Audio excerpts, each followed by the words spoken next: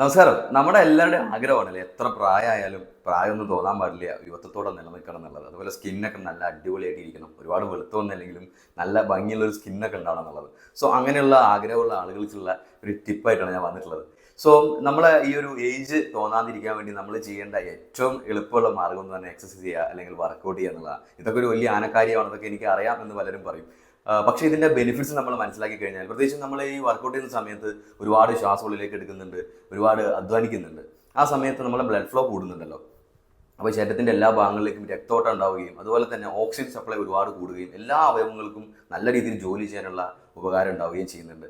അതുപോലെ തന്നെ വേറൊരു കാര്യമാണ്, നമ്മൾ ഈ വർക്കൗട്ട് ചെയ്യുന്ന സമയത്ത് നമുക്കൊരു ഹാപ്പി കെമിക്കൽ ഉണ്ടാകുന്നുണ്ട്. നമുക്ക് സന്തോഷം തരുന്ന ഒരു ഹാപ്പി കെമിക്കൽ, എൻഡോഫിൻ എന്ന് പറയുന്ന ഒരു ഹാപ്പി കെമിക്കൽ നമുക്ക് ഉണ്ടാകുന്നുണ്ട്. അതുപോലെ ഈ ഒരു നമ്മുടെ സ്കിന്നിനെ നല്ല രീതിയിൽ നിലനിർത്താൻ വേണ്ടിയിട്ട് നമ്മുടെ ശരീരത്തിൽ ഉണ്ടാകുന്ന ഒരു പ്രോട്ടീനാണ് കൊളാജൻ എന്ന് പറയുന്നത്. ഈ കൊളാജൻ്റെ പ്രൊഡക്ഷൻ കൂടുകയാണ് ചെയ്യുന്നത്. അതുപോലെ